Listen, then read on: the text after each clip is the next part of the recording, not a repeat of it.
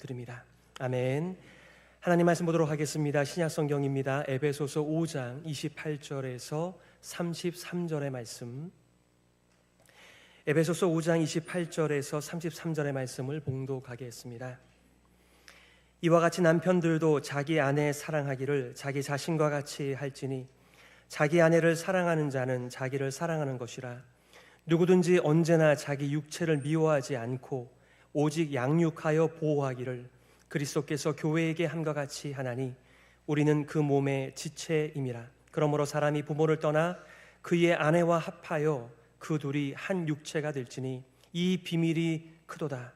나는 그리스도와 교회에 대하여 말하노라. 그러나 너희도 각각 자기의 아내 사랑하기를 자신같이 하고 아내도 자기 남편을 존경하라. 아멘.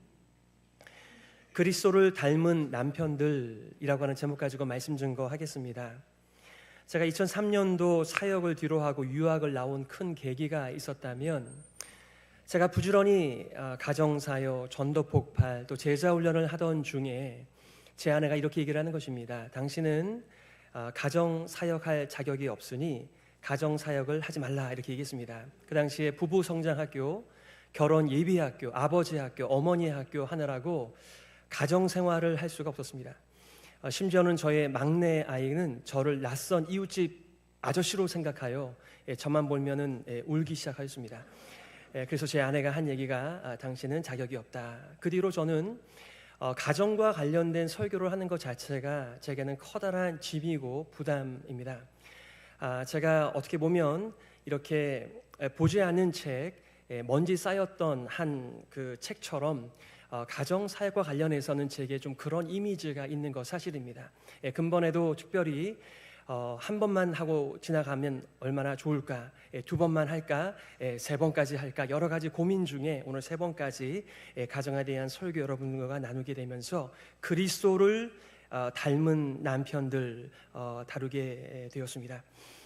사실 예수님은 결혼하신 적이 없으세요. 남편이 되어보신 적도 없으십니다. 그렇다면 그리스도를 닮은 남편은 어떤 면을 의미하는 것일까요? 결혼 생활 중에 사랑이 식어가는 여러 증명하는 그 표현들이 있는데요. 예를 들면 아내가 기침을 하고 있습니다. 신혼 초에 이렇게 반응을 하죠. 기침을 하는구나. 이거 큰일인데 함께 병원에 가야 되겠어. 세월이 좀 흘러지면 가죠. 기침을 하네. 내가 병원에 예약해 둘게. 병원에 잘 다녀와. 또 세월이 흐릅니다. 기침을 하네. 약은 먹었어? 시간 지켜서 먹고. 또 시간이 지납니다. 또 기침을 하네. 약을 제때제때 먹고 있는 거야? 다른 사람들한테 옮기면 안 되는데. 또 세월이 지나가죠. 또 기침을 하네. 좀 나가서 하고 오면 안 되겠어? 당신 기침 소리 때문에 아무것도 할 수가 없잖아. 이렇게 우리의 관계가 우리의 표현 속에 담겨 있는 것을 보게 되는 것이죠. 저는 오늘 여러분들과 함께 가정에 대해서 나누지만은 가정 시리즈나 가정만 다루지 않으려고 합니다. 지나치게 오늘의 말씀을 가정에만 초점 맞추게 한다면 성도의 더 큰 그림이 찌그러지기 때문에 그렇습니다. 특히 부부관계를 다룰 경우에는 예를 들어서 결혼을 하지 않았거나 이혼을 하였거나 사별했거나 이 같은 여러 경우의 성도는 오늘 본문의 말씀 앞에서 수동적이 될 터이고 나와 상관이 없는 말씀으로 받을 확률이 크지 않겠습니까? 하지만 바울은 성령 충만한 삶은 서로 복종하는 삶이다 라고 말하며 좀 커다란 의미의 가정을 다루고 있습니다. 그래서 남편과 아내의 관계를 다루는 것이고요, 부모와 자녀의 관계를 다루는 것이고, 상정과 하인의 관계를 다루는 그 관계 속에서의 피차 복종함이 바로 성령 충만한 삶을 보여주고 있다는 것이지요. 특히 부부관계를 가리켜서 결혼의 깊은 신비라고 표현하였습니다. 그리스도와 교회의 관계에 초점을 맞추고 있는 오늘 본문의 말씀입니다. 오늘 31절과 32절에 보면 이렇게 말씀하고 있어요. 그러므로 사람이 부모를 떠나 그의 아내와 합하여 그 둘이 한 육체가 될지니 이 비밀이 크도다. 부모님을 떠나 남편과 아내가 한 몸이 되는 이 신비를 가리켜서 이 비밀이 크도다.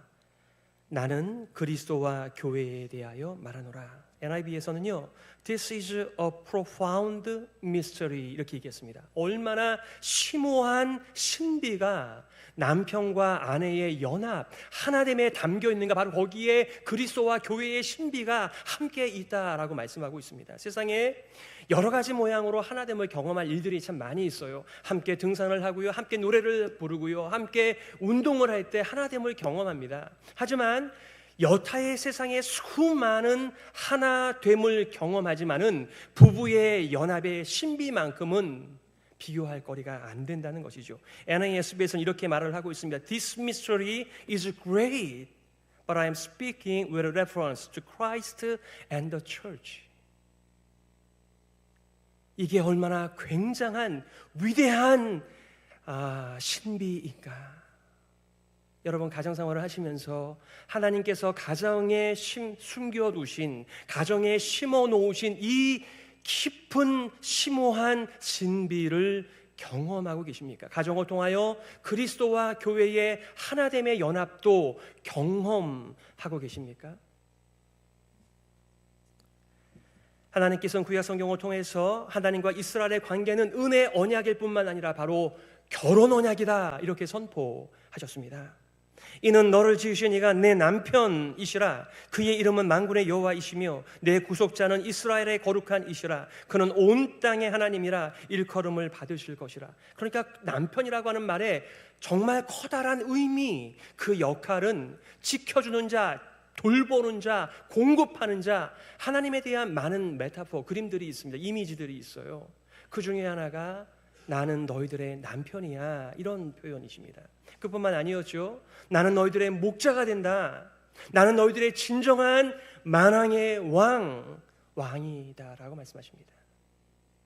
이 남편 속에 담겨진 그 내용물들은 하나님께서 가정을 만드시고 교회를 만드셨기 때문에 하나님으로부터 온전한 개념을 얻을 수가 있습니다. 이 깨어진 세상에서는 다 비틀어진 병적인 남편상이 가득합니다. 그러니 거기에 우리의 초점을 맞추면서 그런 경험을 우리가 올바른 경험이라고 생각하는 것 자체가 참 깨진 사람과 깨진 사람이 만나 한 가정을 이루는데 그 길이 얼마나 어려운 길일까요?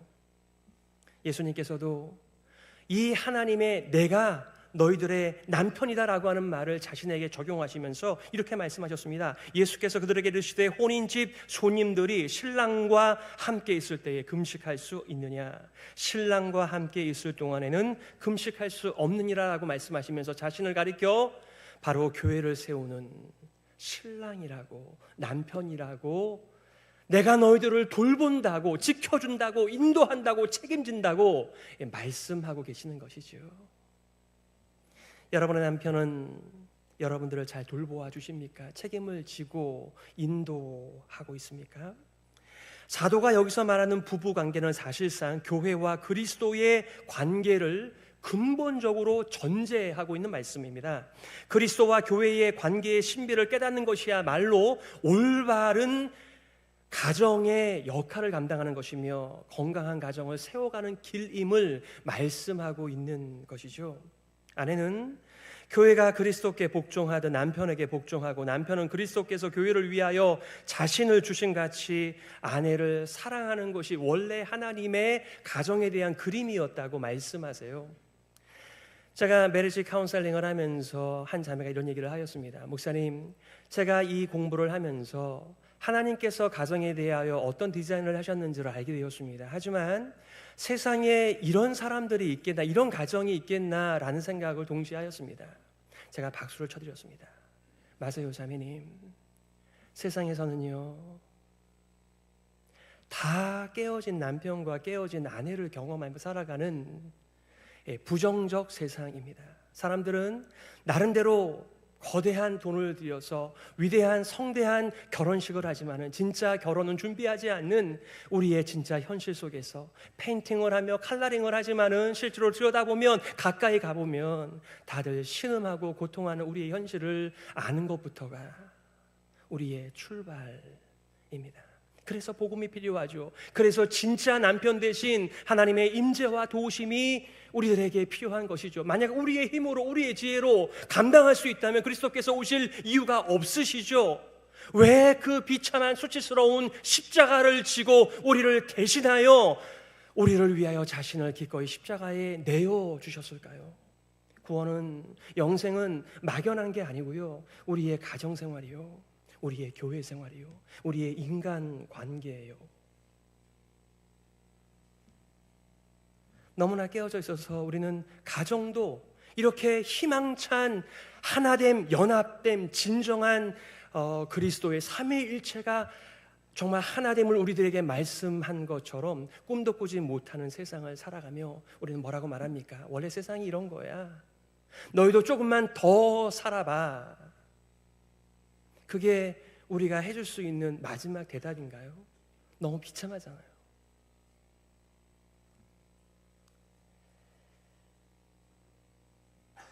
남편의 아내를 향한 사랑은 unlimited입니다.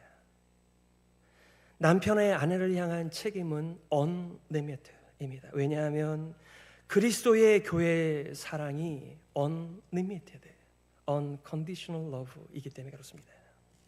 이 시간 남편들에게 주시는 두 개의 메시지를 여러분들과 함께 나누려고 합니다. 남편들에게 주시는 말씀은 이 시대의 남자들에게 주시는 말씀이기도 합니다. 첫 번째는 그리스도께서 교회를 사랑하듯 아내를 사랑하라는 말씀. 두 번째는 자기 자신을 사랑하듯 아내를 사랑하라는 말씀입니다.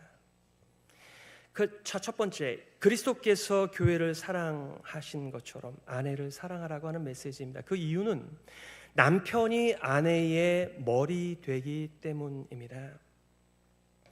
오랜 역사 속에서 이렇게 머리가 된다, 이 히브리어는 라시라고 하는 말인데요, 이 머리, 우두머리, 대장, 왕, 이런 의미를 우리는 어떻게 이해해왔습니까? 내 마음대로 할 수 있는 권한, 권위, 그 자리, 이렇게 생각을 합니다. 손가락 하나로 모든 것을 다 하려고 합니다.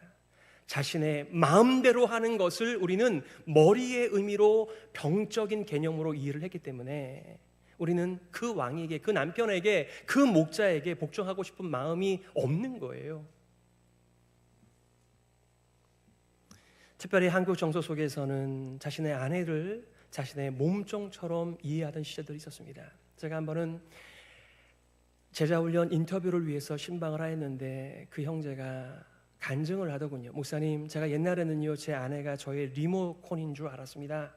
재떨이, 물, 신문, 양말 부르는 대로 아내가 가져오는 줄만 알았습니다. 제가 작년에 나가서 그 형제를 만났더니 실직을 하였어요. 그런데 실직도 모자라 그 아내가 암에 걸려 투병 가운데 있고 수술을 받고 있는 가운데 있었습니다. 그런데 이 형제의 말 한마디, 목사님, 제가 비록 실직을 하고 실직 수당을 받아서 이렇게 지내고 어나더 비즈니스를 찾고 있지만은 하나님께서 저에게 아내를 섬기라고 이런 기회를 주셨네요.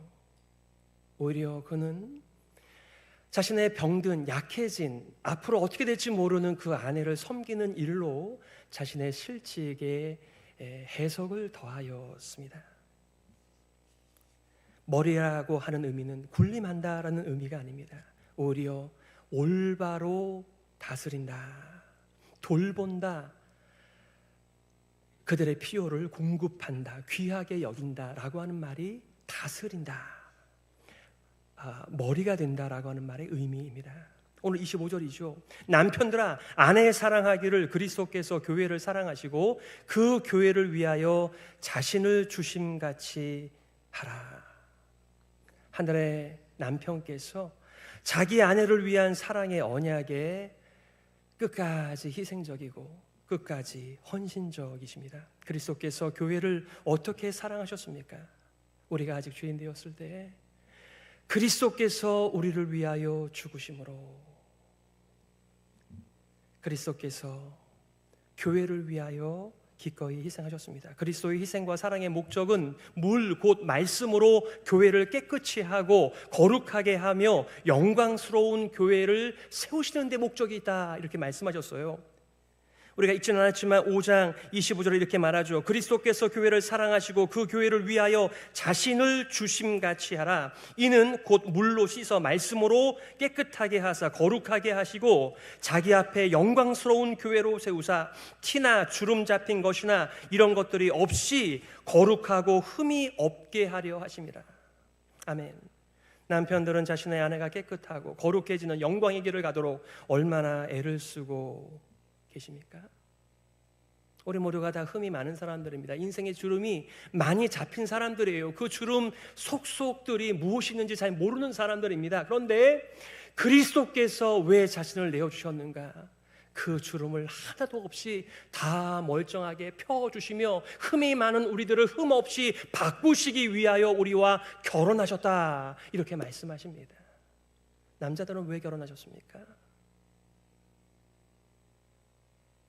이 세대가 어떤 가르침을 우리들한테 레슨한다고 할지라도 성경의 원래 가르침은 연약한 아내와 함께 지식을 따라 동거하며 그녀를 흠없고 깨끗하게 주름 잡히지 않도록 영광스러운 자로 만들도록 우리를 남자를 부르셨다, 하나님의 계획입니다.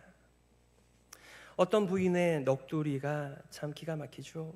이렇게 넋두리 하더군요. 하루 종일 치워봤자 일한 티도 나지 않고 어쩌다 내가 이렇게 되었는지 한숨을 깊게 쉽니다. 아, 인생이 너무 허무해. 나도 옛날에는 야무진 꿈도 많이 있었는데 내가 눈이 삐었지. 저 사람이 뭐가 좋아서 그 좋은 거 다 내버리고 시집 간다고 그 난리를 쳤는지. 에고, 어떤 남자가 멋있는 여자 인생 하나 망쳤네. 남편 된 여러분들이요, 여러분들을 만나 여러분의 아내는 어떤 고백을 하며 살고 있나요? 혹시 입으로 내뱉지는 않겠지만 어떤 남자가 멋있는 여자 인생 하나 망쳤네, 이런 마음들이 여러분 안에 있다면 거기서 어떻게 진정한 하나됨을, 연합을, 세상 그 어떤 것도 줄 수 없는 한몸된 연합을 경험할 수가 있을까요? 그래서 This mystery is great. 하나님께서는 가정에다가 교회의 신비를 함께 넣어두신 것입니다. 그리스도는 교회의 머리시며 교회의 남편, 신랑이십니다. 영광의 교회를 만드시기 위하여 기꺼이 희생하셨습니다. 마찬가지로 남편은 가정의 머리됨을 권위와 가진 힘으로 마음껏 자기를 위해 사용해서는 안 되겠습니다. 아내의 온전함을 위하여, 아내의 거룩함을 위하여, 아내의 영광을 위하여 기꺼이 자신을 내어주는 삶, 이것이 원래 남편과 아내의 관계라고 성경은 말합니다.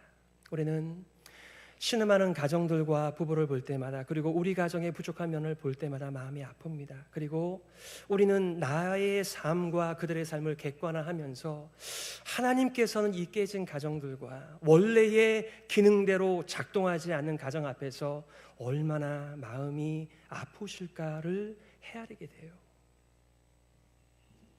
두 번째, 자기 자신을 사랑하듯 아내를 사랑하라고 말씀하셨어요. 오늘 28절이죠. 이와 같이 남편들도 자기 아내 사랑하기를 자기 자신과 같이 할지니 자기 아내를 사랑하는 자는 자기를 사랑하는 것이라. 모든 인간은 예외 없이 자신을 아끼고 사랑합니다. 마태복음 7장 12절에서 예수님께서는 그 유명한 황금률, 너희가 대접을 받고 싶은 대로 너희도 대접하라고 말씀하신 것을 여기서 이렇게 사도 바울은 적용을 하고 있습니다. 이 황금률, 대접을 받고 싶은 대로 대접하라는 황금률대로 아내를 대접하라고 하는 말씀을 남편들에게 주고 계시는 것입니다. 남편의 머리됨은 아내 위에, 약자 위에 군림하여 자기의 멋대로 하고 싶은 대로 하는 그런 관계를 의미하는 것이 아니라 진정으로 그리스도께서 교회를 돌보며 자신의 인생을 내어주신 것처럼 자신의 배우자를 위하여 내어줌에 있다, 돌봄에 있다, 양육에 있다, 보호에 있다, 이렇게 말씀하고 있는 것입니다. 오늘 29절이죠. 누구든지 언제나 자기 육체를 미워하지 않고 오직 양육하여 보호하기를 그리스도께서 교회에게 함과 같이 하나니. 우리는 본능적으로 자기를 보호합니다. 자기의 필요를 먹이며 입히며 그렇게 살아가는 것이죠. 똑같이 연약한 자신의 배우자를 위하여, 아내를 위하여 양육하라. 여러분, 양육한다라고 하는 밥 먹여준다고 해서 양육이 되는 게 아니잖아요. 그들의 육신적인 필요, 정서적인 필요, 그들의 영적인 필요들, 수많은 것들을 채우기 위하여 우리는 얼마나 그리스도로, 성령으로 충만해져야 될까요? 그래서 하나님 앞에 엎드려 겸손히 하나님의 은혜를 간구하는 것이죠. 하나님, 제가 참 부족한 남편입니다. 성령 충만하지 못한 인생입니다. 그러나 하나님께서 우리를 불러주신 것에 대하여 후회함이 없으시다고 하셨는데, 나를 남자로 불러주셔서 감사합니다. 나를 남편으로 불러주셔서 감사합니다. 이 역할을 감당할 수 있도록 오늘도 은혜를 내리어 주시옵소서. 제가 헤브론 교회에 올 때 많이 병들어 있었습니다. 오랜 동안 담임 목사를 하면서 참 번아웃 됐던 시절이었는데, 제가 한 번은 제 아내에게 이렇게 화를 냈습니다. 여러분, 제 아내에게 이렇게 얘기했죠. 여보, 나는 교회가 감당이 안 돼. 제발 당신이라도 애들이라도 내가 신경 쓰이지 좀 않게 좀 해줘. 교회 하나만으로도 충분히 넘친다라고 제가 얘기하며, 제가 남편이기를, 아버지이기를 포기한 듯한 그런 마음의 표현을 한 적이 있습니다. 얼마나 부족한 이해이며 관계이며 고백입니까? 하나님께서 아내를 맡기신 이유는 양육하라고, 돌보라고, 필요를 채워주라고, 보호하라고, 지켜주라고 하나님의 남편 되심을 드러내라고 주신 기회입니다. 무책임한 남편들을 오늘날 가정에서 만나는데요, 가정에 남편이 없습니다. 가정에 아버지가 없습니다. 2016년도에 컴패션과 함께 비전 출입을 엘살바도르로 다녀왔는데요, 거기에 컴패션 그 헤드쿼터에서 수많은 어린아이들을 어떻게 양육하는지를 쭉 보면서 다른 하나의 일은 걔네들의 엄마를 만나는 일이었습니다. 소위 말하면 직업 양성소가 있는 마을이었어요. 그런데요, 정말 놀라운 것은 이제 보면 14살, 15살밖에 되지 않은 어린 소녀들이에요. 그런데 한 손에는 자기가 얼마 전에 낳은 아이를 손에 붙잡고 있고요, 또 하나의 아이를 임신한 상태입니다. 그런데 남편이 없습니다. 걔들의 아버지가 없어요. 여자들만 모여 있습니다. 네일 아트를 배우고요, 이발을 배우고요, 미용을 배우고요, 컴퓨터의 기초 교육들을 배웁니다. 남편 없이 살아가는 방법을 깨쳐야 하는 참 불행한 인생을 살아가는 곳입니다. 우리가 똑같은 시대를 살아가는 다른 지역의 그들의 일상사입니다. 남자들은 다 임신을 시켜놓고 도망을 갑니다.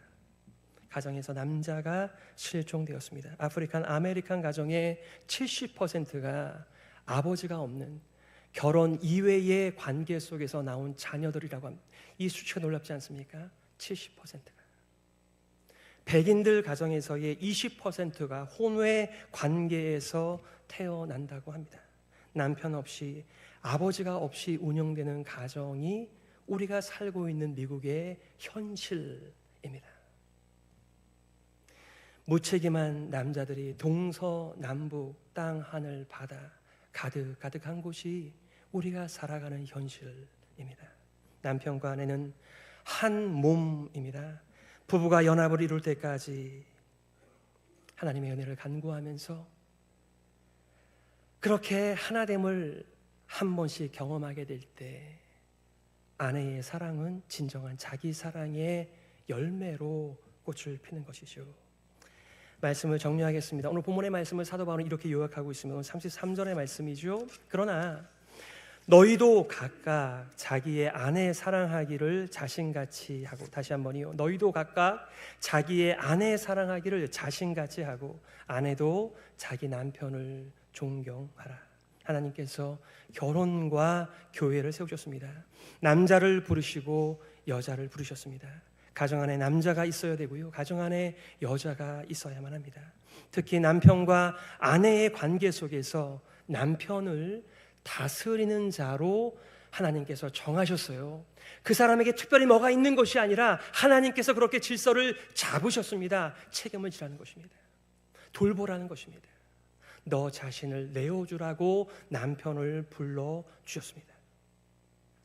남편은 하나님으로부터 받은 권한을 이해하고 아내의 필요를 공급하고 돌봄으로써 그녀를 영광스럽고 거룩하게 하도록 부름을 받은 것입니다.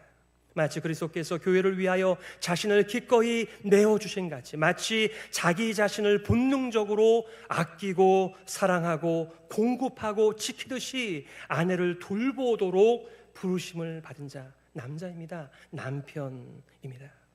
더 나아가 그리스도께서 교회를 거룩하고 영광스럽게 하시듯 남편은 아내를 더 빛나게 세우는 일로 부름을 받았습니다. 우리가 어떤 시기에 있든지 하나님께서 남편에게 맡기신 일을 묵상하고 남편이 되시기를 바랍니다. 진정한 남자가 되시기를 바랍니다. 남편은 신랑인 동시에 또한 신부이기도 합니다. 그리스도의 공급을 받으며 그리스도의 다시 오심을 준비하는 신앙생활이죠. 그래서 요한계시록 21장 2절에 이렇게 말합니다. 또 내가 봄에 거룩한 성 새 예루살렘이 하나님께로부터 하늘에서 내려오니 그 준비한 것이 신부가 남편을 위하여 단장한 것 같더라. 그러므로 여러분께서 남편의 시기를 지금 살고 계시다라고 한다면 남편의 결심, 남자의 결심을 하시기를 바랍니다. 하나님, 남편이 아내의 머리라고 하는 하나님의 말씀과 위임을 이제라도 귀하게 여기게 하여 주옵소서.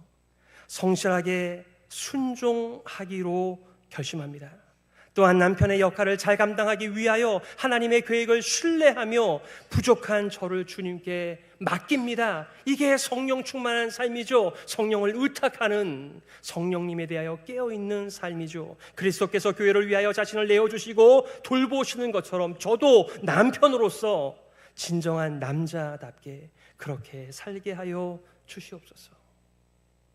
아내의 시절을 살아가고 계시는 여러분들께서는 신부 준비를 계속하시기를 바랍니다. 그리고 남편을 위하여 기도하실 때 하나님, 이 남편이 내 입맛, 내 취향을 맞추는 그런 남편 정도가 아니라 하나님의 남편의 권위에 대하여 눈을 뜨게 하여 주옵소서.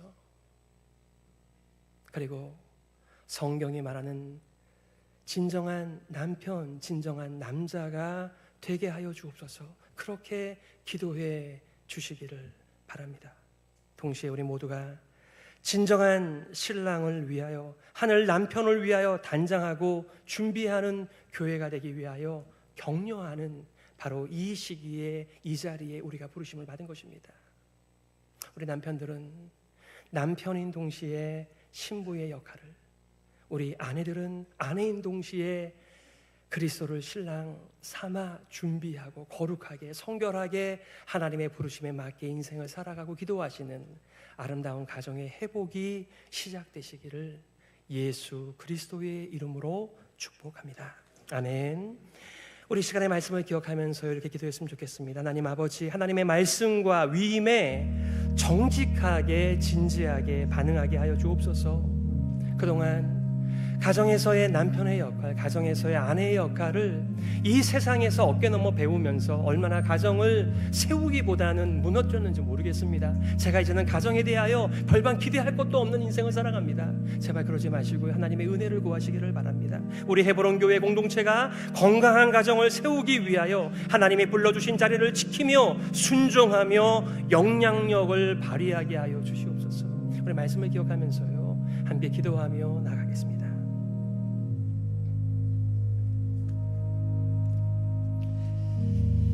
하나님 아버지, 은혜를 감사합니다.